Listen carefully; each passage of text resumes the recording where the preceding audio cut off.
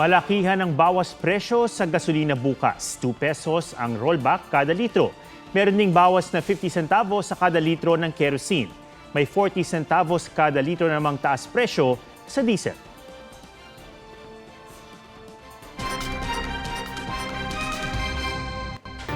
Nabiktima ng umano'y crypto scam ang mga artistang sina Mikey Quintos at Paul Salas kasamang 7 iba pa.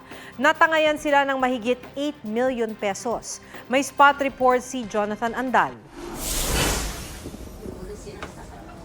Nagtungo sa piskalya sa Makati sina Mikey Quintos, Paul Salas at 7 iba pa para magsampa ng reklamo. Aabot sa 8 milyong piso ang natangay sa kanila sa umano'y crypto scam ng 5 tauhan ng kumpanyang Kronos Holdings Corporation. Ang pangako sa kanila, palaguin ang ipapasok na pera na may 5% compounding interest kada buwan.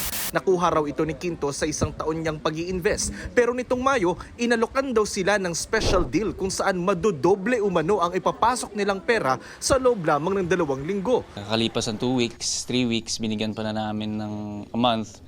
Wala na, hindi na kami binalikan. So I think that's their modus din na aalagaan ka muna nila. You give a sufficient amount or a big amount na more or less 8 million na yung nakuha nila sa amin eh. Tinakbo na nila.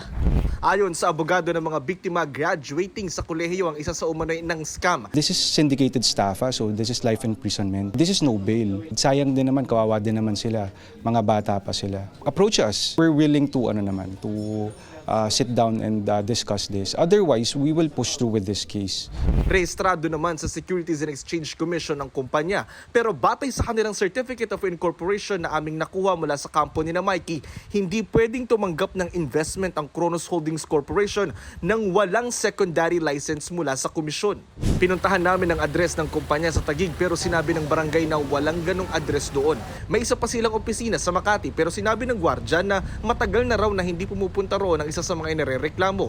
Hindi na rin daw nakatira sa isang bahay sa Parañaque ang 2 sa mga inirereklamo. Hindi rin sila sumasagot sa text at mga tawag. Sinusubukan pa namin kunan ng panig ang lahat ng mga inirereklamo. Paalala naman ng SEC sa mga mamumuhunan, huwag sumali sa mga foreign currency trading lalo na kung hindi lubos na iintindihan ng kalakaran nito. Humingi rin ng resibo sa mga katransaksyon at bago pumirma sa anumang kasulatan, tiyaking may kasunduan na maaari niyong bawiin ang ipinasok na pera na naaayon sa inyong kagustuhan.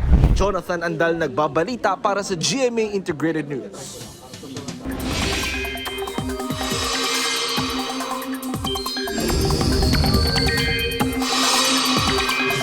Napanatili ng bagyong Jenny ang lakas nito habang kumikilos pa northwest sa Philippine Sea.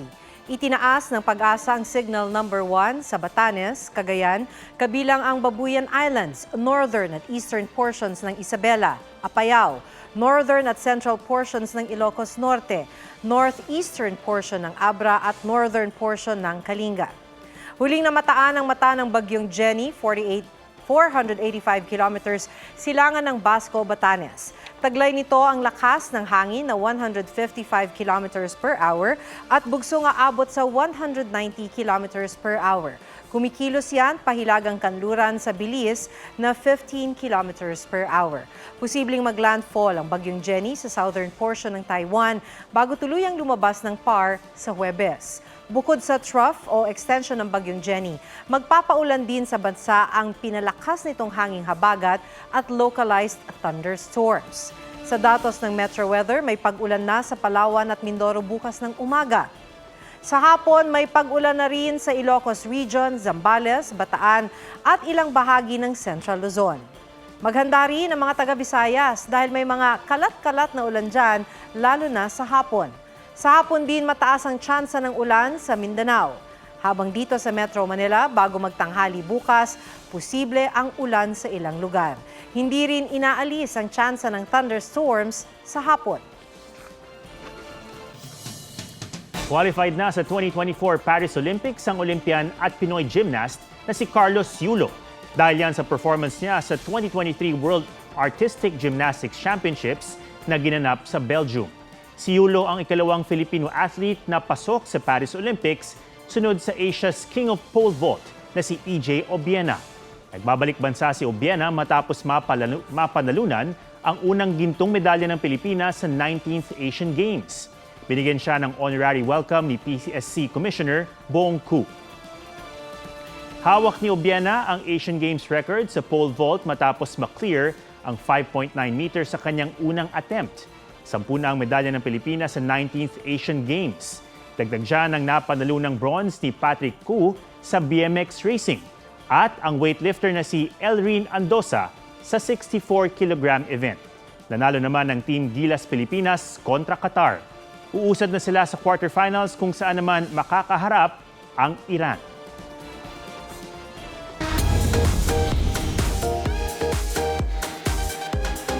Bumilib ang South Korean singer-actress na si Kim Se-jong sa energy ng Pinoy crowd sa first ever concert niya sa bansa. Tiniyak naman ni Jungkook ng BTS na walang dapat ikabahala sa natamo niyang injury kamakailan. May report si Nelson Canlas.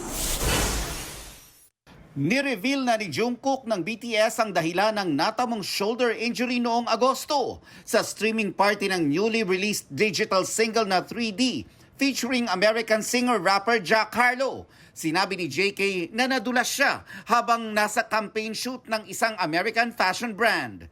Pero nothing to worry na raw, ARMY, dahil completely healed na ang balikat niya ngayon. Ipinakita ng Philo Once what love is sa 2-day ready-to-be concert ng Twice nitong weekend. Kasama sa mga nakisaya ang certified Once and Sparkle stars na sina Paul Salas at Mikey Quintos, Mavi Legaspi and Kailin Alcantara, at ang SB19 member na si Josh Cullen. Mainiting tinanggap ng Philo Sesang ang South Korean singer and actress na si Kim Se-jong sa first ever concert niya sa bansa.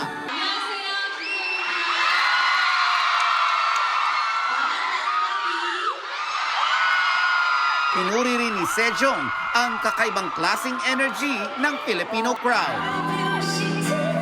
Nelson Canlas nagbabalita para sa GMA Integrated News. Hindi na nakapag-perform sa concert sa Pista ng Kasiguran, Sorsogon ang OPM band na Kamikaze matapos pauwiin ng mismong gobernador ng Sorsogon. Humihingi kami ng paumanhin. Nandiyan na kanina, kaso may attitude. Inanunsyo yan ni Governor Boboy Amor bago pa man makatungtong sa entablado ang banda. Bayad na raw ang banda pero pinauwi niya at hindi na raw sila makakabalik. Hindi klaro ang dahilan. Pero ayon sa PIO ng Provincial Government ng Sorsogon, nagalit daw ang gobernador nang tumanggi ang banda na mag-pictorial sa atraksyon ng probinsya na 16,000 Blue Roses. Nauna na raw pumayag ang banda pero hindi umano sumunod. Sinisika pa naming makuha ang panig ng Kamikaze. Sinalakay ng CIDG ang isang establishmento sa Caloocan na paggawa umano ng mga pekeng papeles.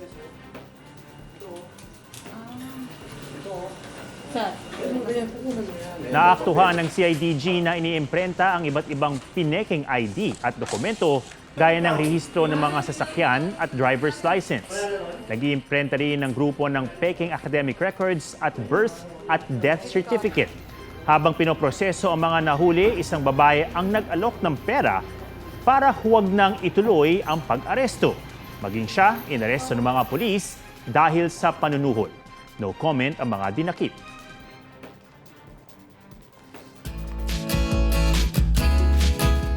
Kinabibili ba ng isang guro sa Northern Samar na nagpamalas ng malasakit? Sa gitna kasi ng pagtuturo, nag-alok siyang alagaan ang baby ng kanyang estudyante.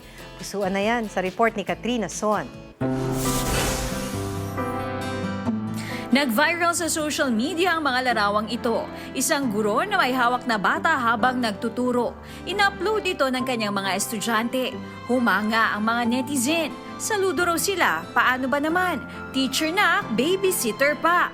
Si Rosalyn Doma, nagtuturo sa senior high ng Allen National High School sa Allen, Northern Samar. Kwento niya, kasama ng 19-year-old niyang estudyante ang kanyang 1 year and 7 months old baby dahil wala raw ibang magbabantay. Before mag-stop mag-end ang aming klase, may activity akong pinagawa sa kanila. By that time naman, nakatulog na pala yung baby. Kalong-kalong ng nanay. So, nakita ko, nahihirapan yung nanay gawin ng maayos yung kanyang sidor. So, nag-offer na ako. Kargahin ko yung baby mo. Okay naman ito nanay. Nararamdaman ko po yung malasakit ni Ma'am Rosalyn sa anak ko at sa akin. Nakikita kasi ni Ma'am na nahihirapan akong kumuha ng activity. Ang ibang estudyante ni Teacher Rosalyn bumilib din. Hindi po siya nagdalawang isip na tulungan yung classmate namin. Proud po kami sa teacher namin. Marami po talagang na-proud na natouch siya amin sa classroom dahil po sa ginawa ni Ma'am.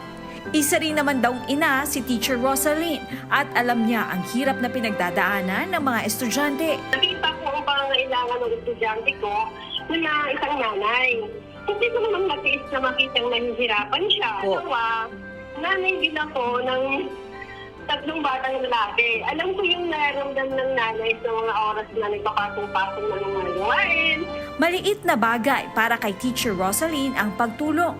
Mas nakakabilib daw ang pagpupursige ng estudyante na mag-aral sa kabila ng mga hamon. Sana bigyan nila ng halaga ang pagpupursige sa makapag-aral, makapagtapos ng mag-aaral. Kapag ito ang magiging pundasyon nila para sa kanilang magandang kinabukasan. Katrina Son, nagbabalita para sa GMA Integrated News. Yan po ang State of the Nation. Ako si Ato Maraulio para sa mas malaking misyon. Para sa mas malawak na paglilingkod sa bayan, ako si Maki Pulido mula sa GMA Integrated News. Ang News Authority ng Pilipino.